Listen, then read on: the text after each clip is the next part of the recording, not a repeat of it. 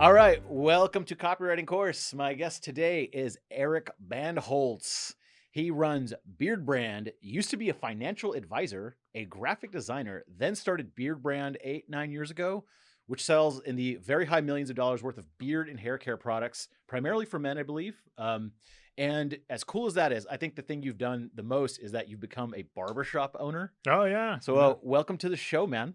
Yeah, we talked about the barbershop bit like 3 years ago, and we finally made it happen like a couple months ago. I remember at the mancation we went to a long time ago, you were talking about it because it was kind of an expensive endeavor, and it sounded like it wasn't going to be profitable or anything. But yeah, we should do a plug for your little video where you did parody. I've been growing out my beard just for this. People go, "Why is your beard so long?" I'm just like, I've been growing it out for a Beardbrand interview. Got the shirt and everything. So your Twitter says you are a husband, father, entrepreneur, YouTuber, world traveler, gamecock, capitalist, founder of Beardbrand, and purveyor of bad jokes. And speaking of bad jokes, bro, that haircut, that mullet. Oh, burn. Yeah, you look like someone deep-throated a corn dog on a Ferris wheel and you popped out. That is a bold haircut, buddy. Yeah, man. Okay, well, so the reason we have you here today is because your content game is on point, and I'm jealous, and I'm trying to figure out how you do what you do without doing all the work. So your main YouTube has 1.6 million subscribers. You've got another YouTube channel with 100,000+ subscribers, a network of ambassadors, each with hundreds of thousands of subscribers. Instagram, 200,000-ish follows or something like that. How are you doing it so well? Like, is there a mentality you think of it as? Like, what is the logic behind all the social stuff? Yeah, I would say the reason we're doing it well is because we're just willing to suffer for very long periods of time, which I feel like you have to do in the world of content because your early stuff is never going to be viewed. So you're creating content, for your own joy. And then like with enough content, you eventually get this snowball effect. And you're able to kind of build on it and have enough data to understand what people want and then be able to create content for what people are interested in. So in the beginning, were you just making videos for yourself? Dude, the beginning, the videos were terrible. I mean, why did you start the YouTube channel?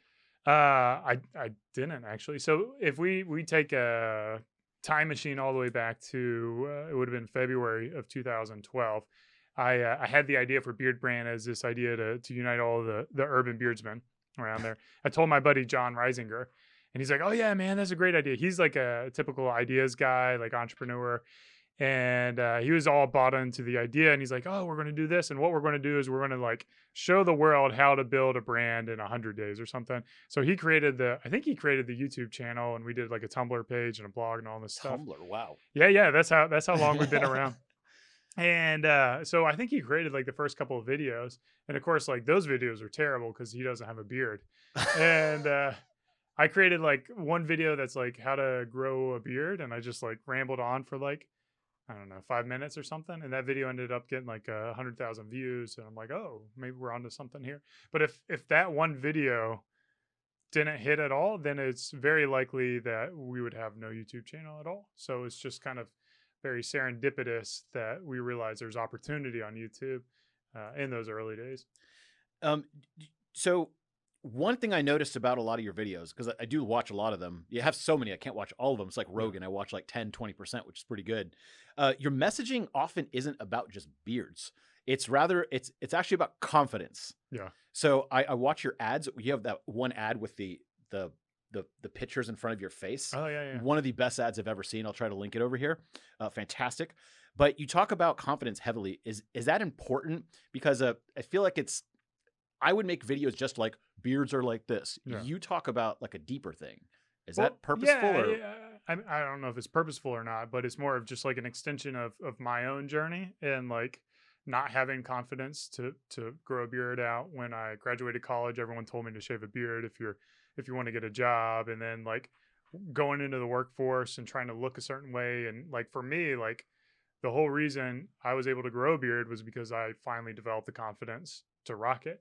And especially in our world, in terms of like business, entrepreneurship, sales, doctors, lawyers, there's always this pressure to look a certain way. It's when we started, especially back in 2012, that beards weren't as popular. Yeah. No. Like you could not wear facial hair in the business environment when I grew my beard out in 2011. Like it's just, you would get so much shit for it. Huh. So I just wanted to help people with that, like just help them, and it's all in here, right? It's really not here because this is just what's the difference between hair growing out of your face and growing up on the top of your head, like just the location. But But was that a crucial part of why your channel grew so big because it was about that emotional step, or do you think that had some part with it? yeah, I think a lot of guys resonated with like the bigger mission of what we're trying to do to our tagline, keep on growing to become a better version. I think a lot of people, Great tagline, by the way. yeah, Yeah, okay, that's really it's good. good copywriting. That's really good. um, we can talk about all of our trademarks because I'm quite proud of all of them. But yeah, I just feel like in today's world, 2020 especially, like a lot of guys are losing their tribe, right? You know, churches are kind of going out the window, and like where's your community? And a lot of guys are trying to find that community that they've lost that maybe existed with what were they called, the shiners clubs that Yeah, guys would join, little and there's a funny bunch of hats. men's clubs historically, and a lot of those kind of eroded over the years. So online, being able to connect with other people with similar outlook on the life has been probably beneficial for our community. Huh, that's really interesting. Yeah, I've talked to a lot of people who do social media pretty well, and they're like, Neville, what is like your mission, your purpose, what you're trying to say? And I'm like, I don't know, I just run a copywriting company. They're Yeah. like, that's not good enough.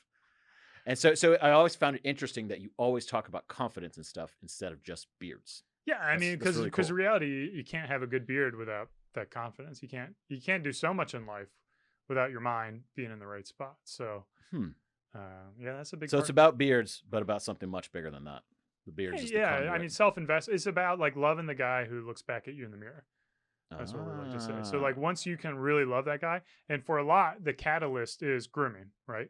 Just the act of that daily ritual of looking good. But for some other people, it could be exercise or diet or like bowling or whatever. But you've got to find whatever that catalyst is. And for our customers, for our audience, beard care, grooming is that catalyst to start loving the person they are. I'm gonna take a quick tangent on that. So the community aspect, community is kind of interesting. Like we have our own community that we do, and it's really fun, and you get to meet all these people online and stuff like that. Do y'all have like a community aspect to Beard Brand? Yeah, so our second channel is called Beard Brand Alliance. Uh-huh. The Alliance is kind of like the community for us. So we have a private message board built on Discourse. Discourse? Yep, Yeah, of Discourse. course. And you can get in there for like a one-time fee for $90, or if you purchase from us for 3 times, you can get access to that free of charge. So Have you seen this thing? Like, we have our own community. I think every course is going to have like a community within 2 or 3 years. That's the way things are going. Um, have you noticed that people talk about beards, but they end up talking about deeper stuff in there? oh yeah, I mean maybe deeper stuff, but also more surface level stuff. Like there's a post on like ping pong, playing ping pong. Yeah. So it's just like being able to connect with other like-minded people. You end up resonating with them. So there's posts on barbecue and guns and course grooming and growing your beard It out. just deviates from beards so much. Yeah, yeah, yeah. Huh. That's super interesting.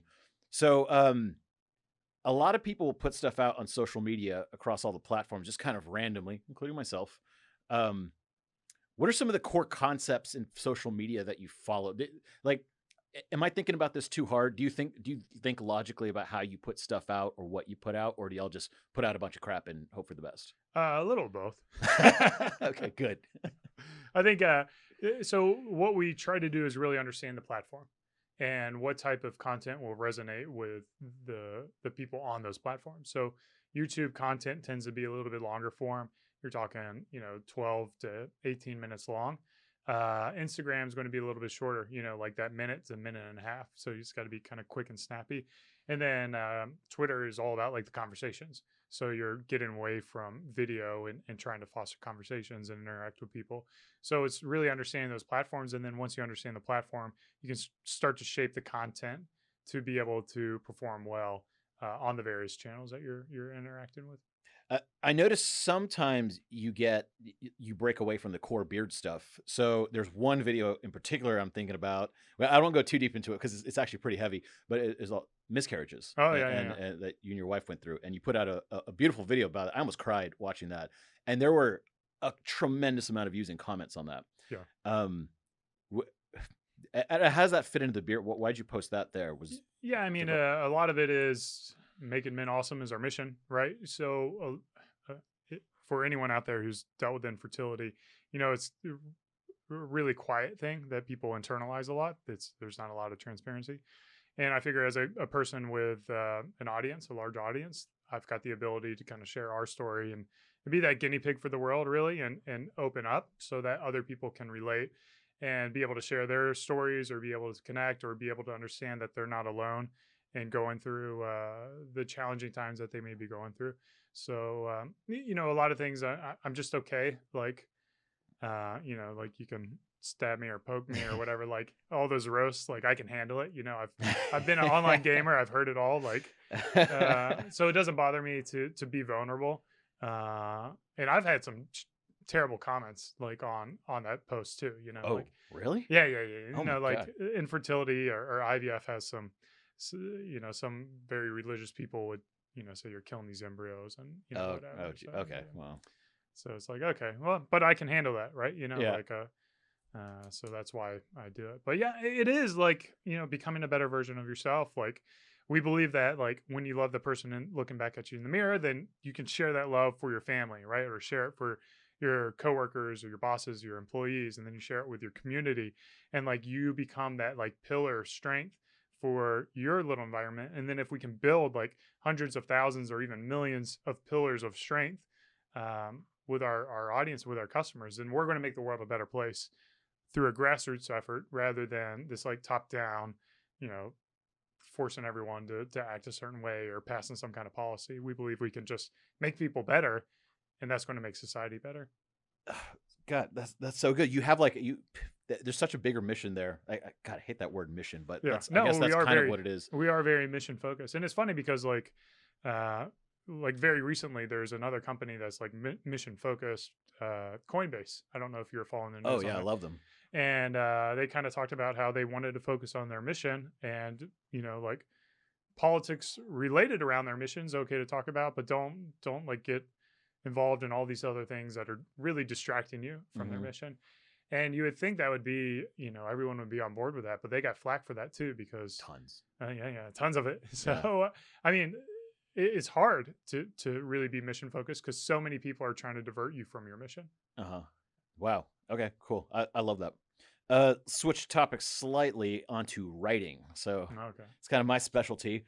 And in addition to being good at social media, like of course through all my spying, you also kill it at content marketing. I think there's some like silent killers out there in the content marketing world, and y'all totally kill it. I mean, you're like Alexa 50,000 plus site, which for people's reference is pretty big. From what I know, y'all make like 200 to 400,000 organic only visits per month, if not more. That's from my little spy tools. What your analytics say, who knows?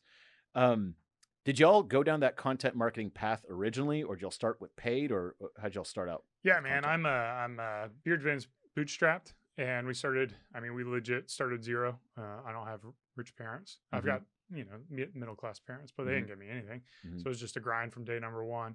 And when you start off and you have no money, you do the things that you have time for. So time is social media, creating videos, and organic content. Mm-hmm. So that's how we essentially started was blogging and YouTube and Tumblr and because we had no money, we couldn't buy ads, So again, no real strategy. It's just the only option we had. Just available. putting out stuff. Yeah. What role does like consistency play in putting things out? Yeah, going back to what I said earlier, is suffering, man. You just got to suffer for long periods of time. Like if you're willing to suffer and produce the type of content you need to be successful, then you will see the results. But if you're not willing to suffer, if you expect to post an article up and get 1,000 visits a day from it, you're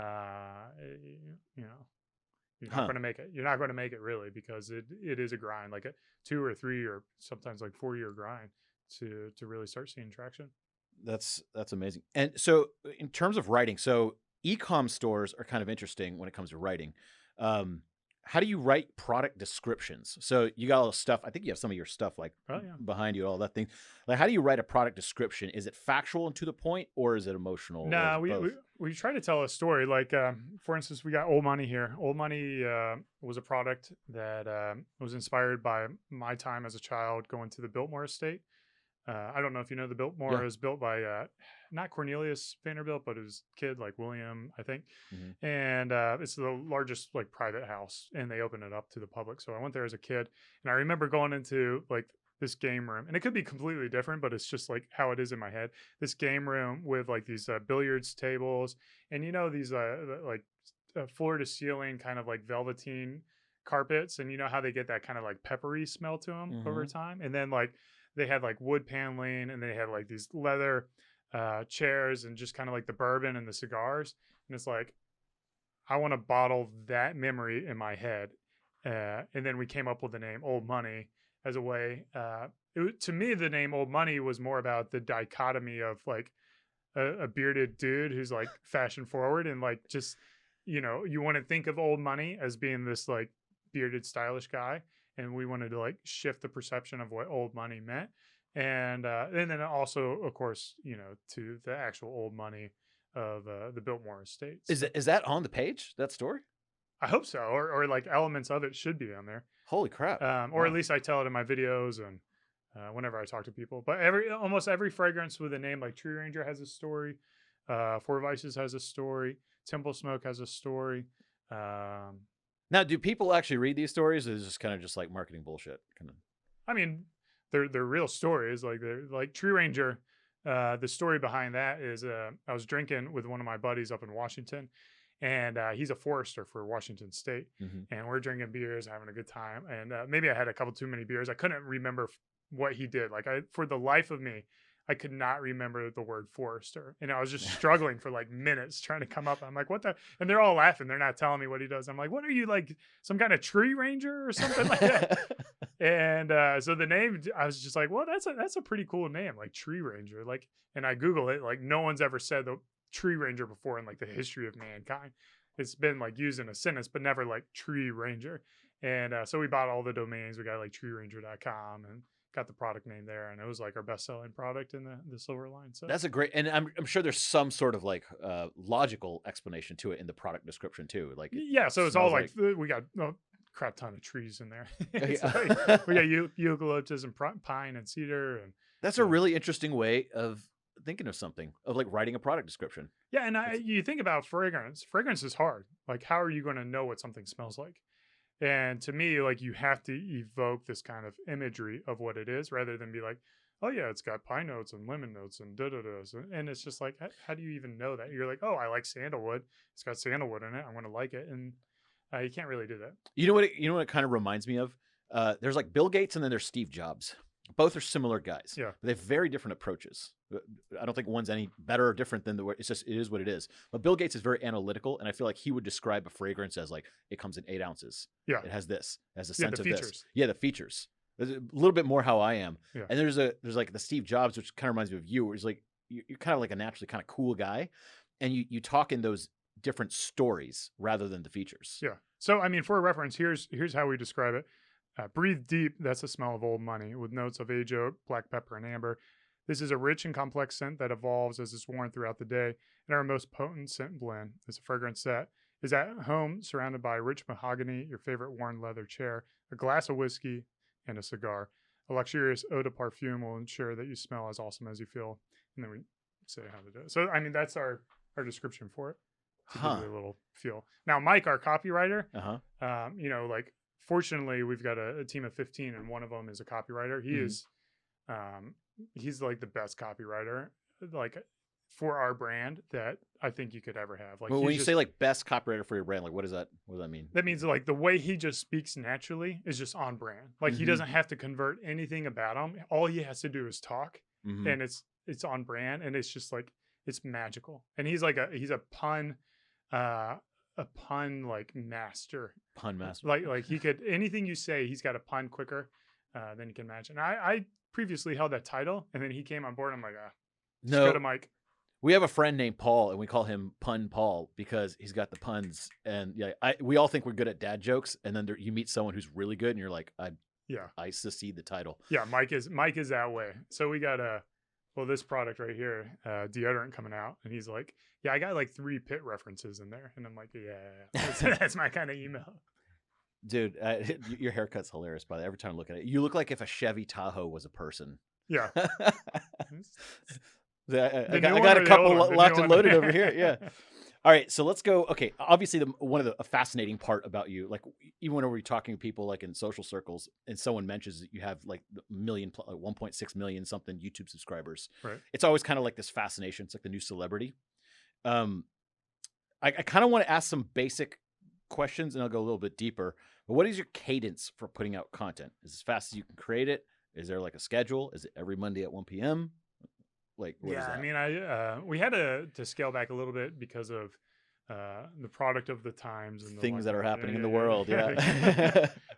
and so we dropped our large channels producing 2 videos a week now. It was producing 3 videos a week, Hmm. and then our alliance channels producing 3 videos a week. So we're aiming for, the goal is to aim for 6 videos a week between the 2 channels, and then each of those videos will be recut or re-edited for Instagram, Facebook, and stuff like that. To So repurpose all the content. yeah, Do yeah. you mind sharing like how many roughly do you get out of each video, or does it depend? Or Yeah, so I mean, every video will go on Facebook and Instagram, probably even Twitter. I don't know if they put on Twitter. Twitter is our smallest account, so uh-huh. we don't put too much focus in that. That's just kind of your fun account. Yeah, We and chat then on there all the we time. also produce, like you talked about the ads. We're producing ad content as Mhm. well, and we're doing like stories as well. So just like kind of native content on Instagram, and yeah, I mean, we produce a crap ton of it's produce as much content as we can, and then we have the mentality of progress over perfection. So we're okay pushing something to the public that's not perfect to be able to get the responses of the people who view it and get those adjustments. Mhm. I think so many people try to produce perfect content that they never produce it. So let's get the next one better is our mentality, rather than, oh, this one's a little bad, let's delete it and re-upload it.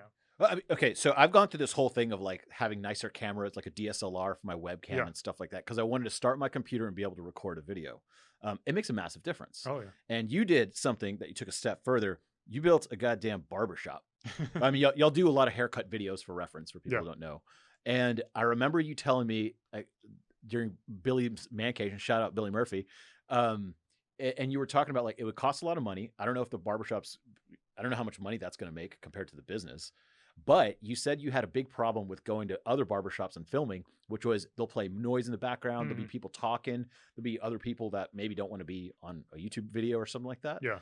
And so you built your own barbershop. Can you tell me about that a little bit? Yeah, I mean, we're kind of in a unique position in the barbering world in the sense that the barbershop doesn't necessarily have to make money. It's a studio though, right?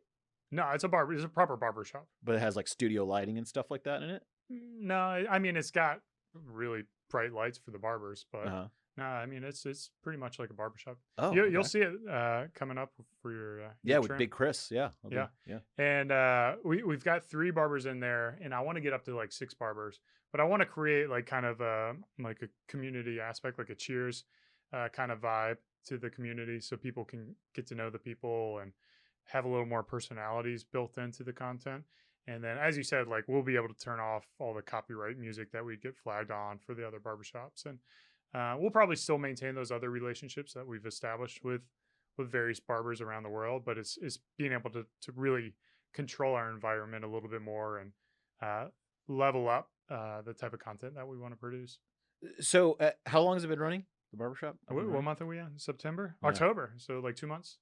Oh, just 2 months. Yeah. Have you noticed? I mean, it might be a little too early, but have you noticed like a return on investment? Maybe not money wise, but kind of socially, or like I'm going to go hang out there Yeah. pretty soon with you. Catherine's coming too. Yeah. So it's like a hangout. Like, has it returned in that way? I mean, it's a work in progress because it's essentially like a brand new product launch or like a brand new blog. Imagine that you do a brand new blog, Uh-huh. you write one article. Is it a party on that blog after that one article? Or 2 months of writing content. Well, there's something different about a physical space that you can come hang out with, like a barbershop. Like Yeah. back in the day, like you just go hang out at the barber. So well, to answer your question, is like we haven't really been promoting it like we should. But now that we have it in the atmosphere, we're starting to do email blasts. I'm starting to tell you, like my tweet yesterday was just like, we've been working out the kinks. We've been getting plants in there. We've been like painting the walls. Like we've been trying to get it like more and more presentable and get it to the point where like more of the general public can come in and hang out. But I do want to have that place where you can go hang out, grab some coffee, drink a whiskey, something like that, shoot the shit with the barber while you're there. Unfortunately, like with the element of the times, there's restrictions on how much human interaction that you can get. Hmm. But we'll as that continues to loosen up and open up, then we'll continue to make it easier for people to hang out there. Yeah, for some reason, I think that's one of the coolest things. Any downsides to having something like that? Yeah, I Like- mean, you're losing money, especially in the startup, because how we decided to build out the barbershop is basically we want our barbers to rent the chairs, and they set their own prices. So each barber will be different price. And that goes to our core values: freedom, hunger, and trust. Like, we want the people who work there to really feel good. like they're in ownership of the success of their careers. So I think that's a little bit different than like the chain kind of barbershops where Mhm. everything's going to be the same price and they try to productize it. You can't productize barbers, man. Like, every barber is different. They all have different skills. They have different personalities. And we want that to be reflected in the shop so that you can start to build relationships with the barbers who you resonate with. And but they're also cool enough to like, they don't care if you go to Big Chris or they go to Bob or go to Justine. Like, Mhm. like they're brothers. It's kind of like they're all hungry together. So Has- it's Sorry, go ahead. no, it's just like the details that you think about as you open up something completely different. Mhm. The other nice thing is, like, we do now have like a retail presence where we can have customers come in, explore the products in person, and yeah, like, not have that anywhere else. Like, if you're online and you're really on the fence and you want to smell it first, you can come into the barbershop and experience it, and then go with your favorite. Well, also, if you want to film a video and put out 20 videos a week, you could film all these haircuts and stuff, right? Yeah. Yeah, It's just you're- finding 20 haircuts is the hard part. There you run into like different what's it called, like bottlenecks Uh-huh. with the production. So now we got the barbershop. We can just literally we can take the gear right over there, Mhm. plug into the mic to the barber and to the client and just start recording. Do you have everything set up? So that comes to my next thing. Do you have like a team of people making YouTube videos, like editors, all that kind of stuff? Yeah, so I have a full-time editor as well, and then I Just have, one guy is doing all that? Yeah, and Wow. he's loaded out. So Yeah. like we got tons of, there's so much content. Like, I could probably use another editor Mhm. or a part-time editor. Mhm. And then we have someone on our ad team who essentially creates the content for ads as well. So she is creating, she's editing up ads, video ads for advertisement, but she'll also be the camera person for a lot of stuff. So yeah, man, it's a full team. And then, so yeah, that's pretty fascinating. And that's your main marketing channel, YouTube? Like, Yeah, so how- YouTube's driving about 40%. But we did a post-purchase survey. We asked people, how did you first hear about Beardbrand?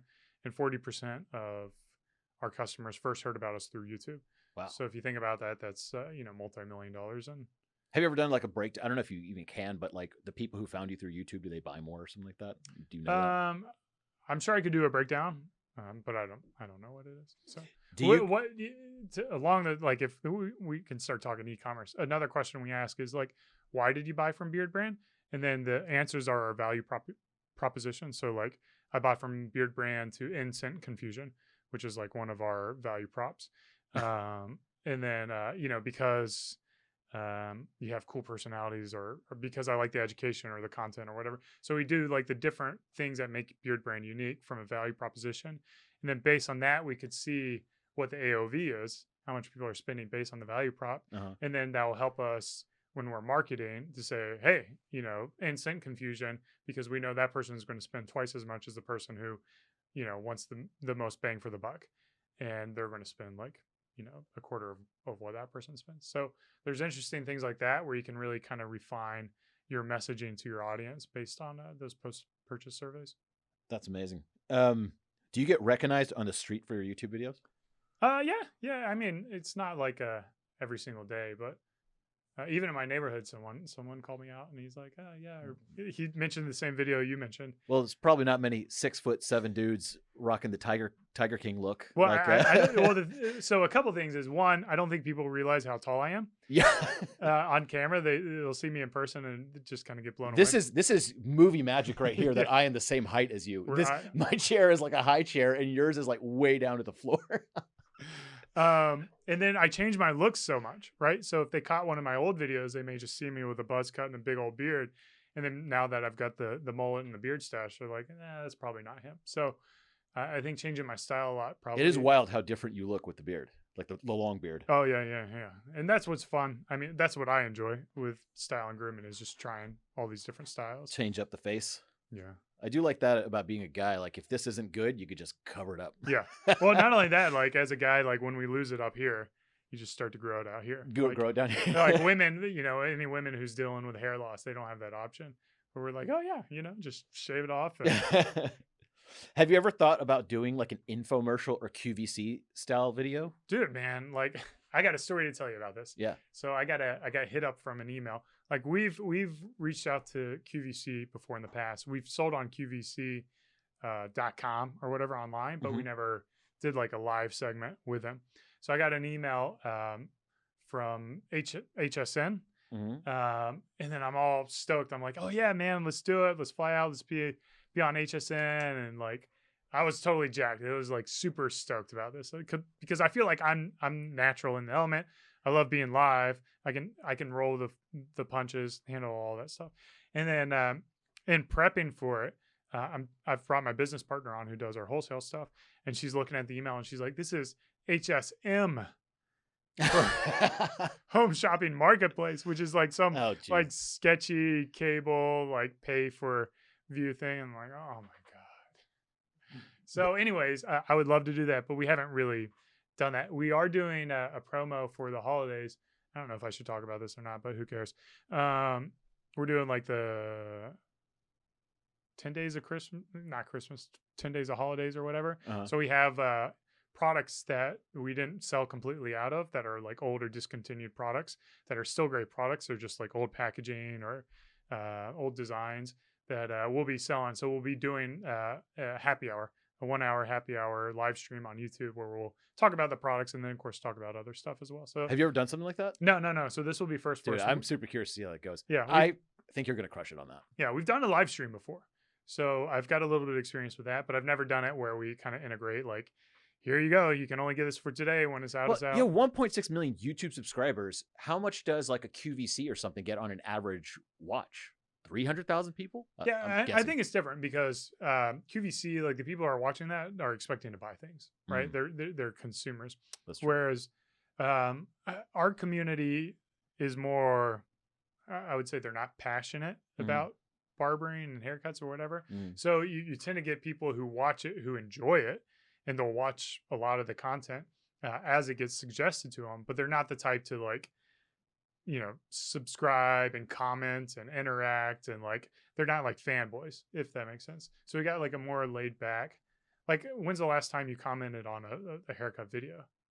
I don't really comment on them too often, right? But I watch a lot. Yeah, exactly. So like you're a perfect example of our audience where like you're not really passionate about the cuts. You just enjoy watching it. You like to see the transformation. It's got the ASMR thing going on. The sensory. It's where like you see someone getting a haircut, so you think you are. Yeah. Is that what it means? Dude, like in the neck shaves, like it always gives me like chills. To just I remember one time we're all hanging out in San Francisco at a big Apple TV. And I was just like, let's just see what weird videos everyone watches. And I pulled up, I watch a lot of Indian street haircut videos. Oh, really? Because in India, like there's like these street haircut barbers. Well, they cut your hair fire in your ears and stuff. All sorts of crazy unlicensed things. Yeah, for like 30 rupees, which is super cheap. Right. And we were on someone else's account, and they were watching all of those also. And we're like, we watched the same like the same weird videos. Yeah. There's so much weird stuff on YouTube that you're like, how is this a channel? And then they have like 4 million subscribers. You're like, but here's an interesting thing. There's this guy. You know the Baba, that guy, the Indian hair. He unfortunately passed away, but he did like the world famous like head massage. Oh, really? This guy became like a legit celebrity, and people started like going to this little small town in India just to find him. Similarly with your videos, I watched some of the videos, and I think of like the stylists as kind of like celebrities. Like I think I would pay more to go to them. Oh yeah. Like we had stories when we were filming in London. We would have people come in from like Abu Dhabi or UAE and literally go to the barber in London. And I don't know if I think there's even people who flew specifically for that barber. Like not tying it in with a business trip or something like that. Uh-huh. So you do get a lot of people who pass through town. They're like, oh yeah, I'm in Austin. I want to go there. That's Uh, incredible. so it is Yeah. pretty cool to be able to I, kind of I remember specifically there was one, Greg Brzezinski's son yeah. was getting a haircut, and I was kind of trying to grow my hair out a little bit longer. And there was I forget her name, some lady. Andy. So she was the one, and I remember hearing her talk very intelligently about why she was cutting the hair the way it was, and instead of just cutting it. Right. I remember thinking like, oh, she knows her stuff. I want to go to her for this haircut. Yeah. Do some of the barbers become like kind of quasi celebrities in that sense? Oh, I think so. I definitely think so. I think there's a lot of opportunities for barbers to build their brand. Like here in town, we got Cisco, who's like, in my opinion, some of the best at like fades. Like he can just, in the world, it's called like a blurry fade, where you just cannot tell the transition. It just gets down to skin to like longer up here, and it's just like, how do you make that happen? I don't know. It's just like, it blows my mind for him. So it's kind of, we're living in an age where you can record something that happens once and people can see it. So whenever people watch you on YouTube, it's not Eric talking, it's robot Eric. Yeah. It's you that was uploaded with a bunch of photons and a camera. And then you love Robot Neville. I love Robot Neville. Robot Neville is out there. In fact, if someone's watching this right now, you're watching Robot Neville. Yeah. Real Neville is probably doing nothing on his couch right now. He's just making money off of you. He's just like, exactly. I'm just raking it. Robot Neville goes out and does all the work. Real Neville goes out and enjoys the fruits of the labor, right? So I think it's great that like barbers, even like something like a barber, like 30 years ago, you say like, oh, you might be a celebrity for being a barber or something. It almost sounded ridiculous. But now they could actually do that by recording videos and putting it out. Yeah, we're living in a great time. It's really a great time. Like if you can't see the opportunity for whatever career you may be in, there's opportunity in it. I mean, like I just think back to the dude selling like blenders, right? Mm-hmm. The Blendtec blender guy who put iPhones in there. Mm-hmm. What a brilliant idea. And you got all these people who are just like, oh yeah, I want a $500 blender. And it's all because video content. Yeah, that's I find that really, really fascinating. So to expand on you, like you were kind of the original ambassador for the brand, right? It was you. Then you have this crew, I guess you call them beardsmen, that are your ambassadors. And this program seems to work pretty well. One guy particularly, and I say this with a staunch history of heterosexuality, but Greg Brzezinski is the most handsome man I've ever seen in my entire life. Yeah. I think he's also like your height. Yeah. He's like 220 or something, like muscular Greek god. Amazing. He has long dresses really well. Yeah, long flowing hair now. I think we'll put up some images of this guy. He doesn't look real. Yeah. and so striking eyes. So did you just see this guy and you're like, that guy, we need to have him like promote us or something? Like, how did that work? How did the ambassador program work? The story's a little bit longer than that. I in the early days was reaching out to a bunch of Instagrammers. This would have been like 2013, giving them our products. Carlos Costa was one of those guys. He's over in the UK in Bournemouth, and ended up like hopping on a Skype call with him. I still remember that Skype call, and it felt like I was talking to a celebrity, like this guy, because he's so cool as well. He's all tatted up. He's like, again, another very handsome, attractive person, beautiful hair, beautiful beard, and just like really cool demeanor. Like he's like this quiet, laid back guy. And he's like, yeah, man, I like your products. I like your vision. I like what you're doing. So we were able to convince him to kind of be our first like paid like influencer, right? So his first job for us was just like creating content and then establishing relationships with other people in the space, because he was there. He could speak the language. So he ran across Greg Brzezinski, and Carlos is the person who established that relationship with Greg.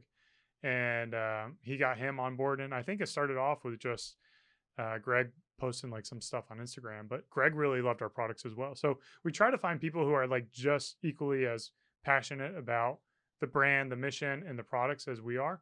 And then if they show that, then we're like, hey man, why don't you help us make a video? And so that's the same way it worked with Jeff Cristiano.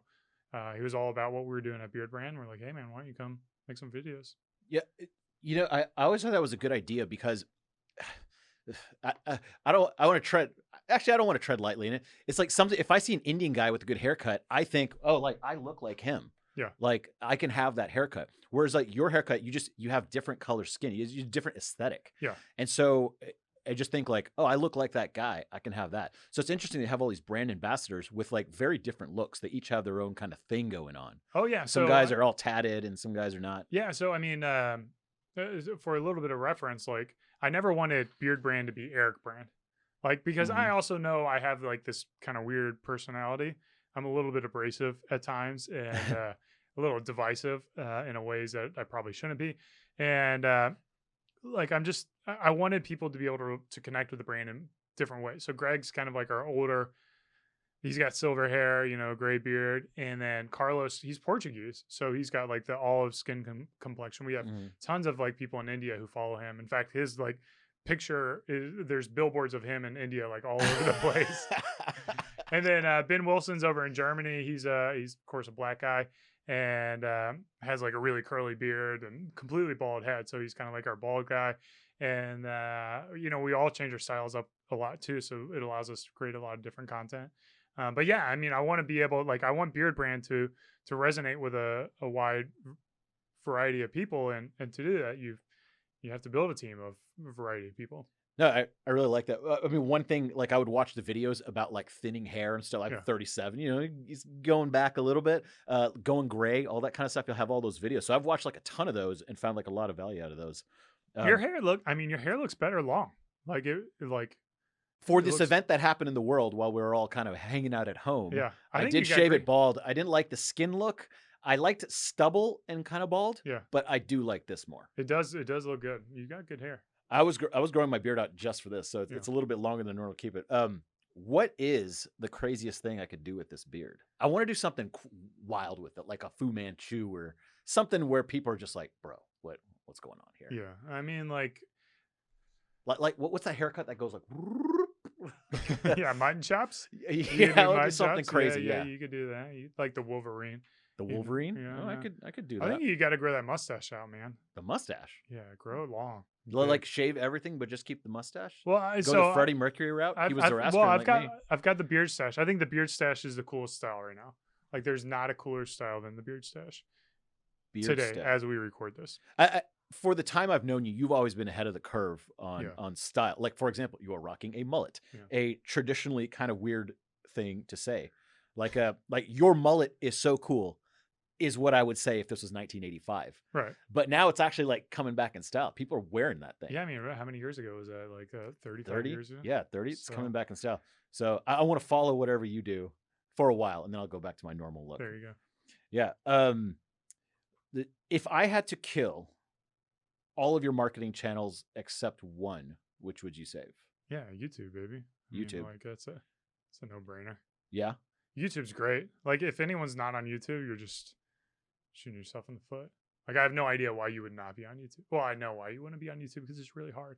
But it's like the opportunity is there. Like, they are literally paying us money to create content. Like, Even who- now. where- So you started a while ago. So like the cop out is like, well, you started a while ago. It was easy. Like, would you well, I start mean, again? I started the Alliance channel a year ago. Oh. And we got 85,000 subscribers in 1 year. Fair. That's So a I good mean, point. like, it's there's still tons of opportunity. Now, if you want to create a channel that's for the urban beardsman and you're selling beard oil, it's probably going to be a lot harder than that. But if you've got some kind of like innovative mission or story or a way of delivering content that's not out there, there's tons of opportunity out there for you. Wow. And so like, because YouTube stuff is organic traffic. Yeah. It is searched a lot. I think people come like, You- I bet most people did not YouTube's the look up. number 2 search engine in the world. Yeah. It's amazing. And I think people spend far more time on YouTube videos than they do on like articles. Oh yeah.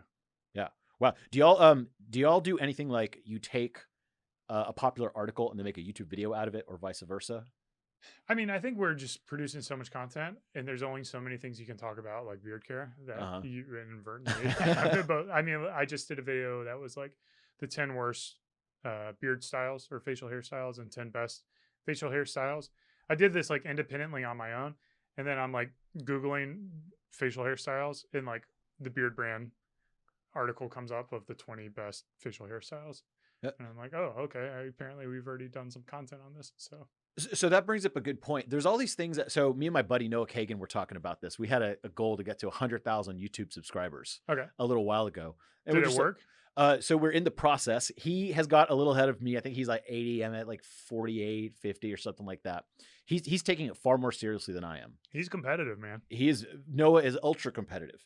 But what's good about that is like Noah's a little crazy and I'm more of like a normal person. I had a way better childhood and everything than he did.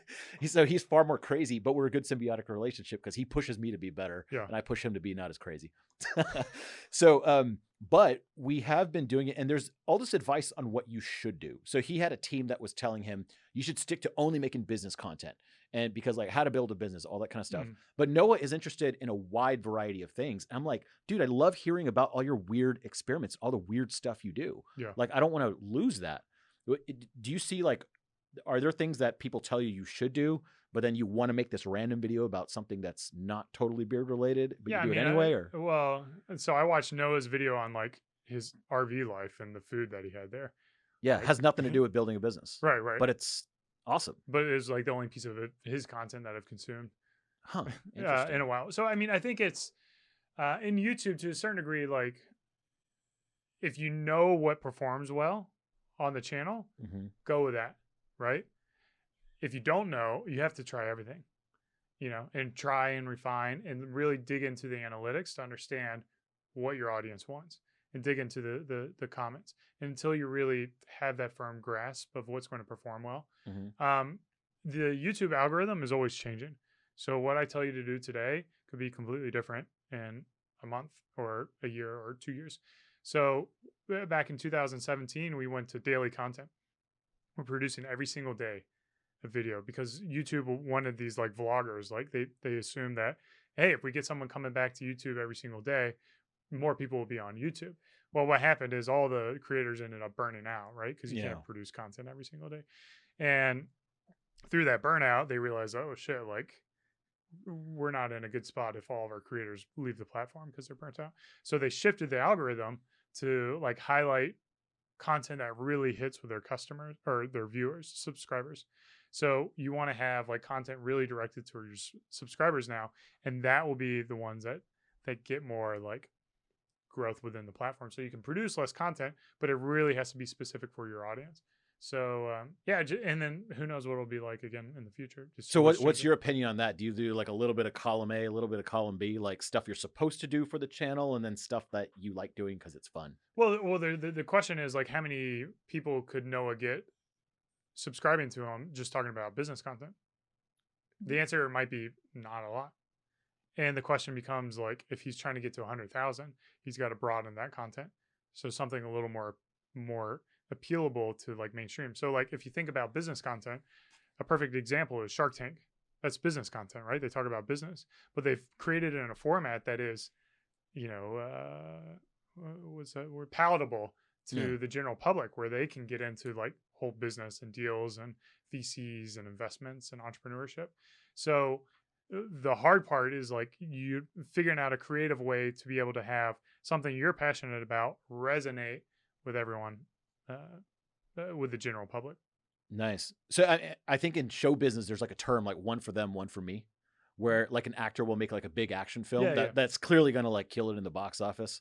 And then they'll make some like weird indie film that no one will ever see, but they as an actor want to do it. Yeah. Do you think that would be like a proper way to think, like one for them, one for me? Yeah, I mean, it's kind of like why we have two channels, because like the Alliance channel is like the channel for us. Like we never created Beardbrand with the idea of becoming like the top barbering channel on YouTube. It's always been about our mission and that self-improvement, kind of that mental stuff, and that's what's on the Beardbrand Alliance.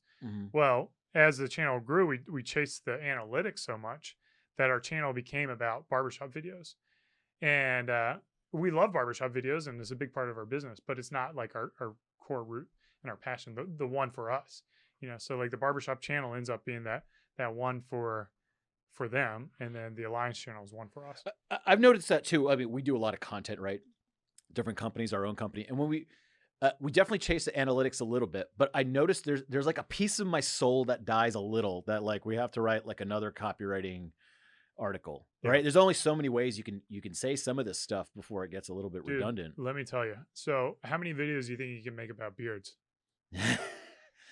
I mean, I think the barbershop videos are almost unlimited, but right. They're unlimited, but the number of videos you can make about beards is one.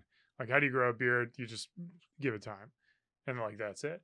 So anyways, like we figured out how to like, like really suck all the gold out of the mind. And I got to the point probably in February of this year where I'm like creatively burnt out. I have to talk about beards and growing beards out and caring for beards. Like I love it, but like when you've talked about it like 10 different times already. So what I did was I kind of kept the content the same, but I changed my style up completely. Mhm. So like my delivery style this year has been a little more like off the wall, a little more flamboyant. And some people hate it. Like they're just like, what's going on? Are you drunk? And it's just like, like I'm like literally like I got bored of delivering the content the same way. The only way I'm producing content now is if I put flair into it, if I put on a little show.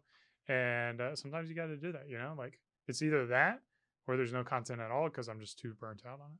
Cool. Well, I think that's a good natural conclusion for this podcast. Thanks for joining us. Where can people find your stuff, buy all your stuff, check it out? Yeah, the best decision you can make right now, dude or dudette, like our products don't have any kind of anatomy detection on it, so they don't know if you're a boy or girl. Anatomy detection. That's they, amazing. they don't know if you have a beard or not. We got products from your head to toe. Buy something for yourself. That's the best thing you can do. It will like make your life so much better. And then you'll see all of our content. You'll see our email marketing, our post-purchase flow. You'll see like how we communicate, how we deliver information, and it's a great experience. And then I'm the only Eric Bandholz around, so just Google me. Twitter's the best one, but Eric Bandholz, that's my name. Awesome. Thank you so much, man. This has been the Copywriting Course, I don't know, podcast, video, whatever this is. Thanks for joining, man. Yeah, Appreciate thanks for it. having me Have a on. good It's one. been fun.